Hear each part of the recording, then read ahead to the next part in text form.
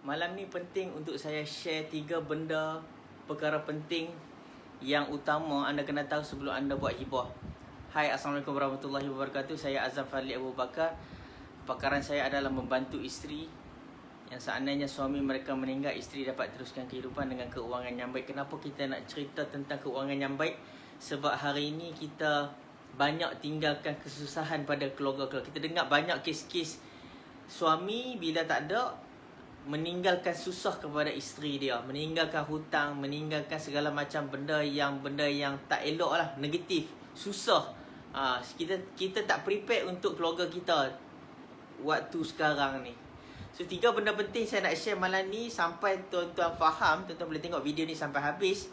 Dan kalau tuan-tuan tengok video ni, ini 3 perkara penting ni sebenarnya tuan-tuan adalah setiap kali saya jumpa klien saya akan cerita 3 benda ni, tak ada benda lain. 3 benda ni akan menjadi mudah anda faham kenapa anda perlu buat hibah. Okey, yang pertama sekali adalah simpanan. Yang kedua adalah faraid. Yang ketiga adalah income protection.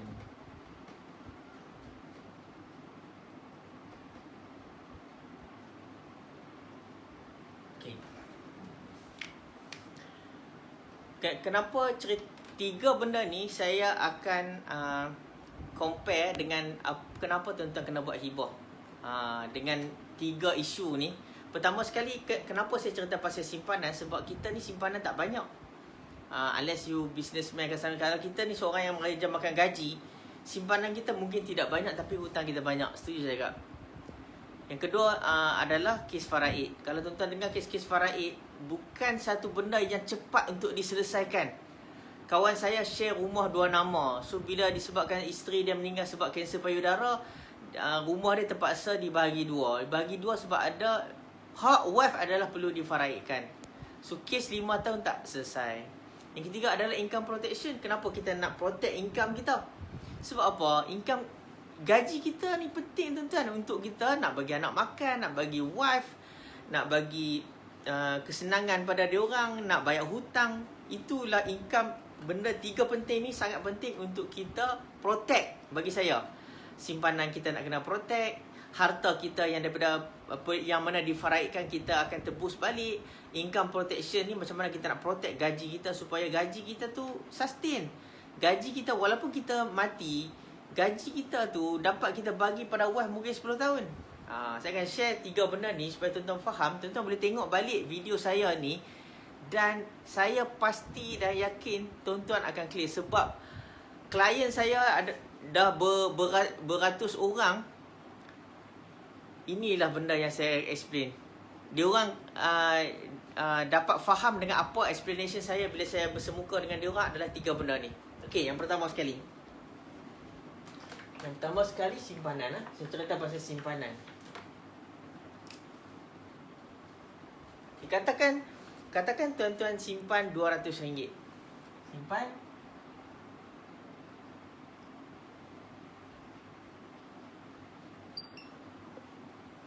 Simpan RM200. Kan? Tuan-tuan simpan RM200. Okey. Pertama saya nak buat comparison, tuan-tuan simpan sendiri.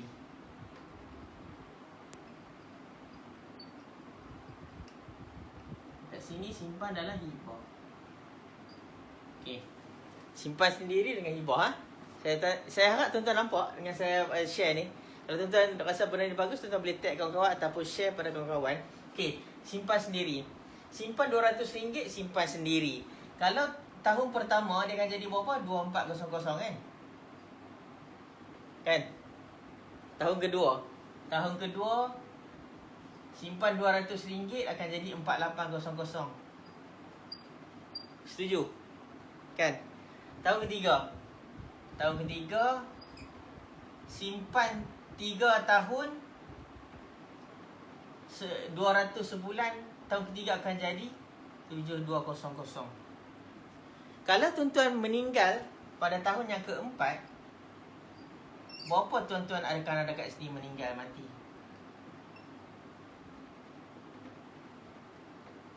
Kalau tuan-tuan mati pada tahun yang keempat, berapa tuan-tuan ada kalau tuan-tuan simpan sendiri? Tuan-tuan hanya ada 7200. Lepas tu kalau ikut hukum faraid, kena bahagi pula dengan 8. Berapa tuan-tuan akan dapat? Less than 1K. Betul tak? Kurang daripada 1,000. Saya bagi comparison dengan hibah. Katakan dengan tuan-tuan simpan RM200 ni, tuan-tuan simpan RM200, tuan-tuan boleh buat hibah 300K. Ha? Tuan-tuan boleh buat hibah 300K. Kalau tahun pertama, sama juga tuan-tuan akan spend 2400 untuk tahun pertama sebab simpan RM200 di dalam plan hibah. Yang kedua, 4800 tahun kedua. Tahun kedua. Okey, tahun ketiga sama juga tuan-tuan. Tahun ketiga 7200 sebab kita simpan RM200 sebulan di dalam plan hibah. Okey. Tapi kalau tuan-tuan mati pada tahun yang keempat, keluarga tuan-tuan, waris tuan-tuan akan dapat 300K hibah.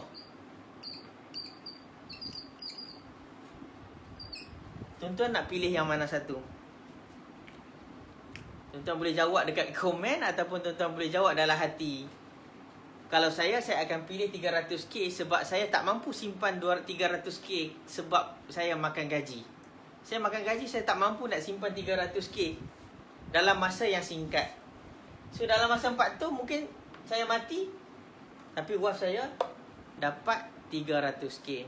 Ada kes dekat Terengganu, artikel Harian Metro 22 November kalau tak salah saya, dia bagi tahu suami dia baru mencarung 2 tahun. Baru mencarung 2 tahun. Tetapi meninggal sebab kemalangan jalan raya. Disebabkan tu waf dia dapat RM414,303. Baru mencarung 2 tahun. Ni saya cerita 4 tahun. So saya harap tuan-tuan clear comparison saya. Simpanan saya, mengapa tuan-tuan kena simpan di dalam hibah? Disebabkan ni lah. Sebab apa? Dapat yang banyak. Kalau tuan-tuan nak simpan sendiri boleh. Simpan dalam tabung kat rumah boleh. Tapi perlu difaraidkan, tak boleh guna duit tu. Tapi kalau kata tuan-tuan simpan dalam plan hibah, tuan-tuan akan dapat 300K. Clear? Tajuk kedua. Tajuk kedua adalah saya nak cerita tentang faraid. Saya harap tuan-tuan clear. Kalau tuan-tuan nak tanya soalan, tuan-tuan boleh komen dekat bawah tu. Nanti saya akan jawab sebab saya tak boleh jawab sekarang. Okay, yang kedua adalah faraid. Ini adalah tajuk yang saya share beratus orang klien saya, benda yang sama. Dan dia orang sign agreement lah, faraid. Saya bagi contoh. Kalau saya ada rumah 500K. 500K harga rumah atas nama saya. Rumah ni atas nama saya, 500K. Kalau saya meninggal, waf saya hanya dapat 1/8 daripada 500K. Iaitu berapa tuan-tuan? 62,500. Okey. Rumah ni atas nama saya. Kalau saya meninggal, waf saya hanya dapat 62,500. Kalau tuan-tuan cuba fikirkan, kalau waf saya hanya dapat 62,500, so rumah ni nak buat apa? Dia boleh duduk rumah ni. Yes, dia boleh duduk rumah ni, tetapi bukan hak dia 100%. Hak dia adalah 1/8 saja daripada rumah ni. So apa kaitan dengan faraid? Pembahagian ni mau tak mau wajib kena bagi sebab ikut hukum faraid adalah hukum Allah Ta'ala. Kita kena buat. Okey. Apa kaitan dengan faraid? Apa kaitan dengan hibah? Contoh. Dalam masa yang sama, sebelum saya meninggal, saya buat hibah 500K.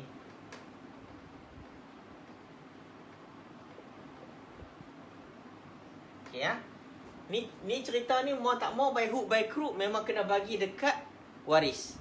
Was saya hanya dapat 1/8. In the same time, sebelum saya meninggal, saya pun risau sebab rumah ni tak dapat 100% dekat was saya. So saya buat hibah 500k, amount yang sama kebetulan. Saya buat 500k. Bila saya meninggal, was saya dapat 500k hibah cash.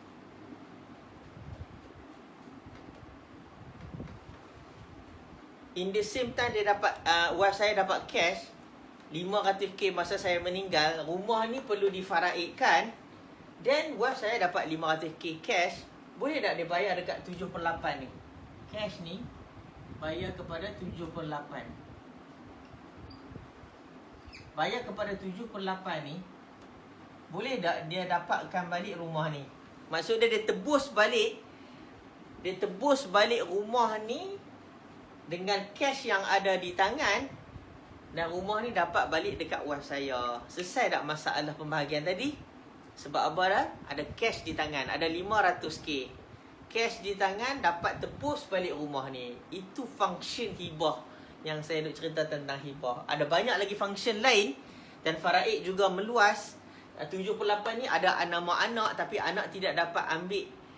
Mungkin anak kecil dia tak dapat ambil duit tu secara cepat. So rumah ni akan jadi tergendala. Proses pembahagian dia akan tergendala. That's why hibah adalah solution yang paling cepat untuk dapatkan cash kalau saya meninggal kepada isteri saya. Tuan boleh check balik video ni saya. Kalau tuan-tuan rasa ada ni, boleh tegur saya kalau saya salah. Ini cerita pasal faraid. Yang ketiga saya akan cerita pasal income protection. Income protection. Income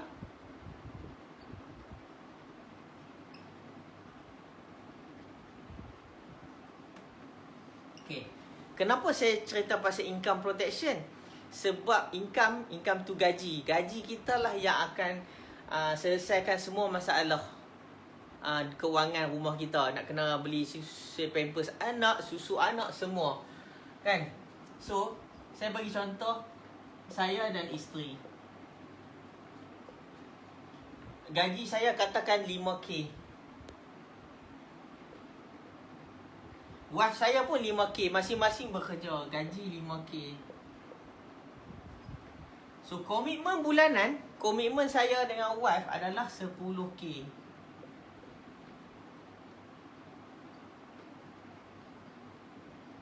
Adalah 10k. Sebab contribution daripada wife dan saya. Apa-apa jadi komitmen ni nak kena bayar setiap bulan. Apa-apa jadi 10k saya kena keluarkan duit. Katakan saya meninggal. Saya dah tak ada 5k, 5,000 dah hilang sekelip mata. Apa jadi dengan was saya? Boleh tak dia survive dengan 10k ni tadi? Sebab gaji dia 5k, 10k komitmen bulanan tak boleh selesaikan. Apa kaitan dengan hibah? Okay, katakan sebelum saya meninggal, kami berdua masing-masing buat hibah. Saya set selama 10 tahun. Contoh 5k darat dengan 10 tahun, darat dengan 12 bulan, 600k hibah. Okay. Sebelum saya meninggal ataupun sebelum kami jadi apa-apa, wife saya buat dekat saya 600,000. Saya pun buat dekat wife 600,000. Apa-apa jadi dekat kami, di antara kami, saya meninggal, isteri dapat 600k. Isteri meninggal, saya dapat 600k. Boleh tak teruskan komitmen bulanan saya ni selama 10 tahun? Maksud dia, dengan hibah ni, kita ganti balik gaji tu. Ganti balik gaji supaya komitmen tu dapat diteruskan dengan mudah dan cepat. Maksud dia, bila kita meninggal, takkan kita nak tunggu duit dari mana, nak pinjam ke apa semua. Mesti kita nak duit tu yang cepat. Sebab the end of the month, kita kena bayar komitmen ni. So dengan hibah dapat cash cepat. Dapat cash. Kalau saya meninggal, isteri dari saya dapat 600k. Boleh tak dia teruskan komitmen ni? Yes, dia boleh teruskan komitmen. Mungkin dia nak bayar hutang saya. Dia nak buat bisnes. Sebab dia ada duit. Dia nak kahwin lain ke? Tak apalah, dia nak kahwin lain. Sebab yang penting anak saya dapat teruskan hidup dia, dapat teruskan pendidikan anak-anak dan seterusnya. So ini 3 perkara penting ni saya explain dekat klien-klien saya. Semua faham dan jelas apa function hibah. Macam mana nak buat hibah? Tuan-tuan boleh PM saya. Macam mana nak buat hibah supaya dapat protect saving kita, supaya dapat tebus faraid, supaya dapat ganti gaji kita. Bila dapat ganti gaji kita, pendidikan anak-anak semua terbela, kan? Buat kata hadis tu sebaik-baik tinggalkan anak isterimu dengan kesenangan, lebih baik dari tinggalkan mereka dalam keadaan yang meminta-minta. Tuan-tuan nak tak masa kita meninggal, isteri kita dapat bayar hutang kita dan kita duduk di dalam kubur dengan happy saja, tak ada masalah, hutang settle.